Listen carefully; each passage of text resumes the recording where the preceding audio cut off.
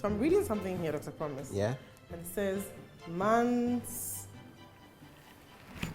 penis gets stuck in a woman's vajayjay, Right. and juju is blamed. Oh my Witchcraft goodness. is blamed.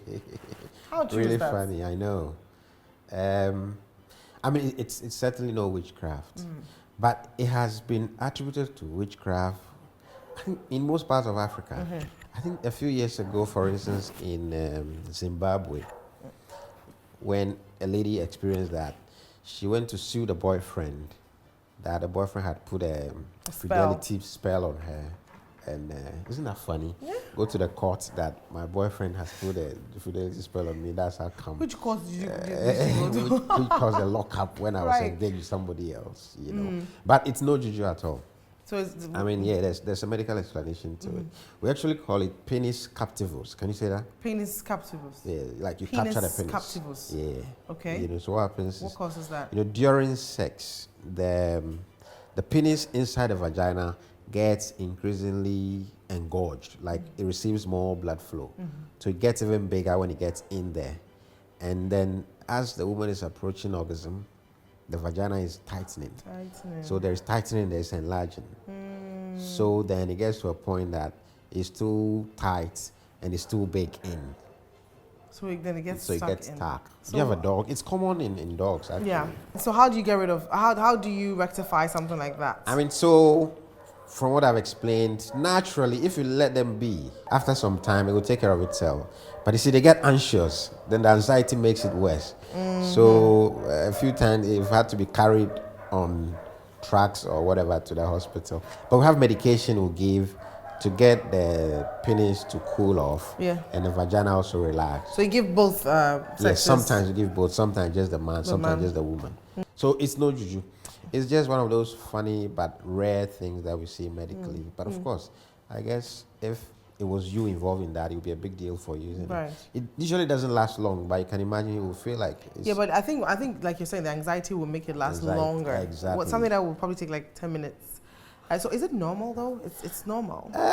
Well, yeah, it's part of a normal thing that could happen, but then it happens in excess, sort of. Does it happen to everybody? Is it likely to happen to everybody? Yeah, because everybody who's having sex and there is orgasm, you experience that to some extent. But you see, it's also a matter of how lax somebody's vagina is to start with. But yeah, something that can happen to everybody and anybody. Could it be also as a result of, you know, too much aphrodisiacs, for instance, all these herbal things that people are trying? I mean, could it be as a result of that? I mean, it could be, actually. It could be. Because basically what it is that there's the penis that was erect gets more engorged. And you see, the thing about aphrodisiacs, in fact, they even cause a much bigger problem than these things. This can happen with or without aphrodisiacs. But aphrodisiacs would cause the penis can just be so erect for hours or days. Sometimes so bad that it becomes a medical emergency we call priapism. So that we need to do surgery. Sometimes if you're not lucky, by the time we are done with you, the thing is dead forever. Completely, whoa. Yeah, you know. But that's not even the biggest problem with aphrodisiacs. You see, all these things that are supposed to enhance sexual performance, the aphrodisiacs, the drinks, the bitters, the things, tend to gradually affect the kidneys. You know, that's why we see a lot of young people now down with kidney failure because they are consuming a lot of all sorts of herbal things in the name of aphrodisiac, in the name of sexual enhancement, without knowing what it is doing to them. So if you come to those who need dialysis now, for instance, the age is gradually coming down among men for these reasons. Right. Now, could it be because of pressures, societal pressures, you know? I mean, for instance, a lot of guys tend to compare notes. They talk about, you know, their escapades, quote unquote. And so if you feel a bit left out as a guy, you think that maybe you need to do something in order to keep a woman. I mean, could it be that? Yeah, and then you go the wrong way. It could be, to a large extent. But it's largely because people don't know. You see, one, they don't know, so they are gullible. Yeah. And then the marketing forces are hitting at them with all sorts of the adverts, very attractive, juicy, promising.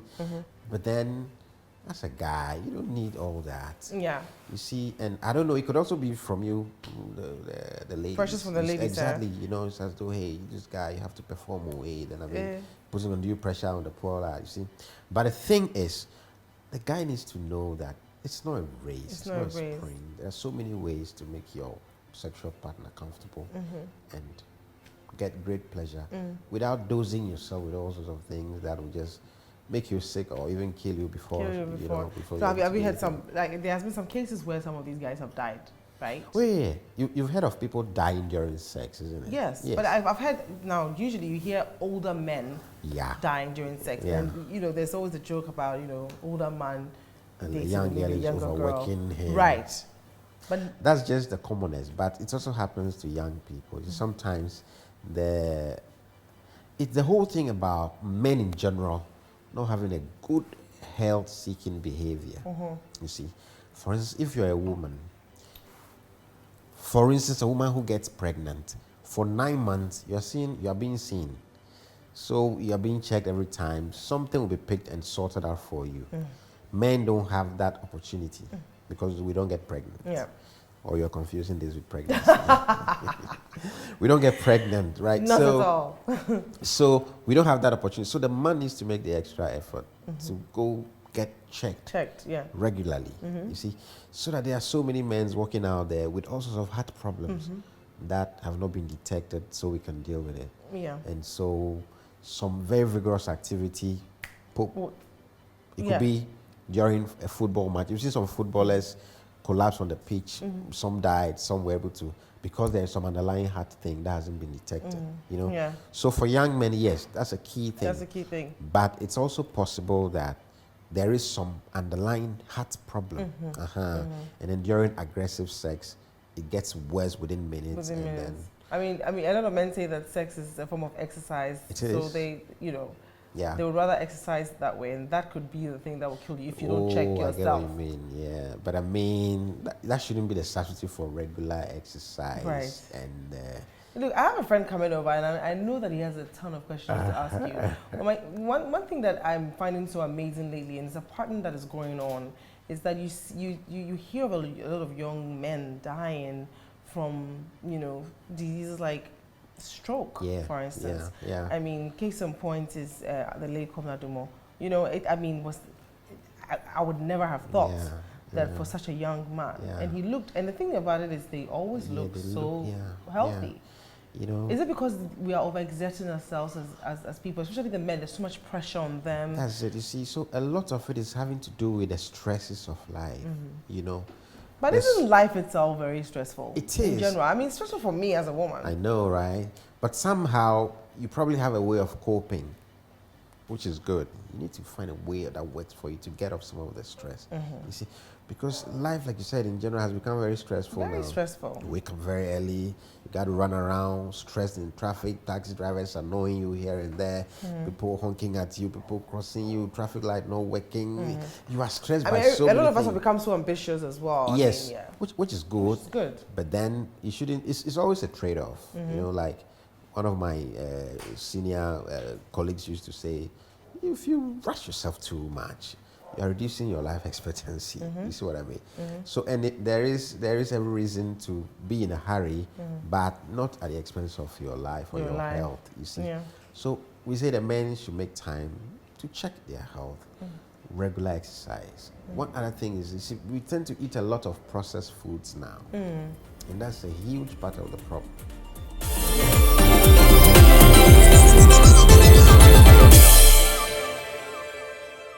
What did I miss? Your friend says he still harbors an ambition of becoming a doctor. Eish. Just because I told him I'm also an aspiring musician. When I grow up, I want to be just like him. And I need a producer, so. He's a producer. He is, yeah. So we're going to have auditioning. That's a promise. Yep. Yeah? No, I'm musical. You want to be a musician? Yeah. As a hobby. You can do that? Oh. Music is not always cracked up to be. Really? Really? Is that why you want to become a doctor? Cool. Yes, you see. No, actually, from the time I was a kid, I always wanted to be a doctor. Right. That was what I was working towards, and then I fell in love with music and it stole me away. Yeah. Not too late. Not too late at all. It's not too late. Not at all. So, this is Richie. Yeah. Richie, this is Dr. Promise. Great. Hello, Dr. Promise. Yes, boss. I think I know your son, Ken Promise. You had to go there. This is my grandson. No, it's your grandson. Yeah. Okay. I know they look alike, you know, Yeah, they have something in there's common. something in common. No comments. So, Yeah. now, you know, we're talking about men's health and stuff, and Charlie, we're just going in bound. You missed. You're always late. Oh, you see, life there. Short people, we need to make a grand